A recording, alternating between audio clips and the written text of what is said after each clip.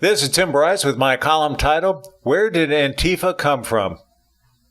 Unless you've been living under a rock lately, you are probably now familiar with the term Antifa, but are not too sure what it represents.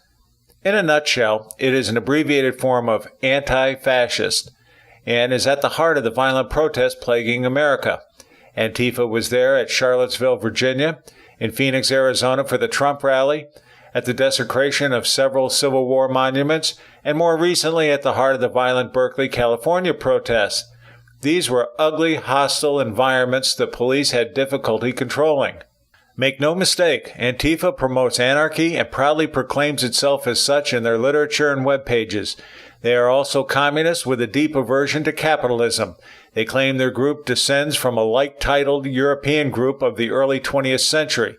However, I could find no evidence today's Antifa knows what fascism truly means. They claim to want to destroy what they call the American plantation. From their perspective, they see slavery in every minority group and abhor their white Christian masters. Yet many of their members are middle-class whites. They want liberation and freedom on their terms, not as defined by the Constitution. As such, they advocate the overthrow of the United States government and are committed to combating any sign of support for the government or any other opinion conflicting with their own. And no, they are most definitely not advocates of free speech as prescribed by the First Amendment. In reality, Antifa's roots are planted in the Occupy Wall Street movement of 2011, a group of people seeking social and economic reform. Interestingly, the Occupy movement quickly faded from view following the re-election of President Barack Obama in 2012.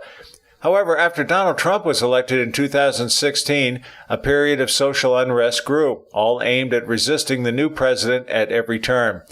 The tactics, unfortunately, were less peaceful and more militaristic. Consequently, Antifa began to flourish. Antifa's numbers are relatively small, but they are getting organized and beginning to recruit impressionable millennials either in school or fresh out of college. Many professors preach socialist dogma to their students, thereby influencing their motivation and perspective. As a result, they foster Antifa recruits.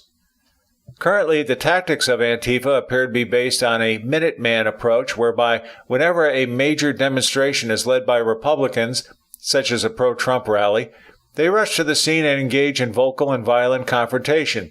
The theory is that if they do this enough times, they hope to suppress any outward signs of support for the president.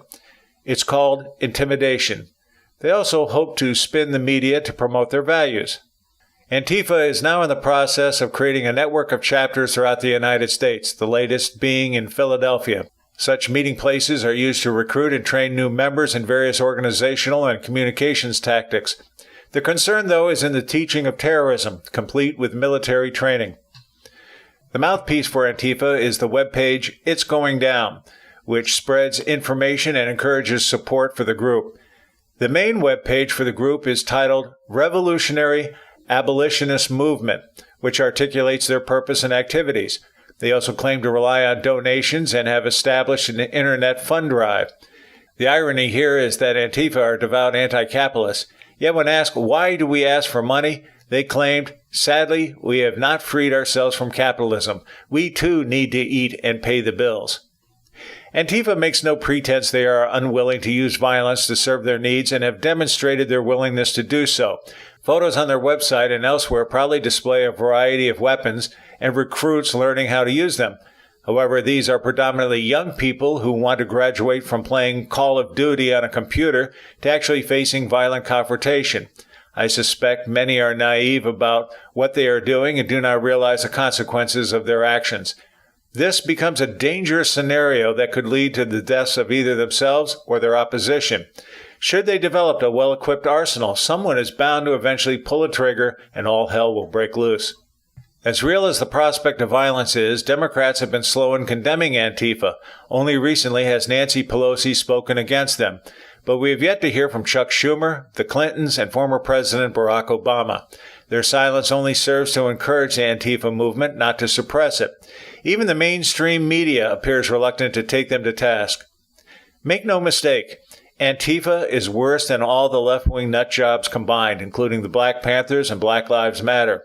They are misguided, armed, and view themselves as international terrorists. This is not about American plantations. It's about the overthrow of the United States government.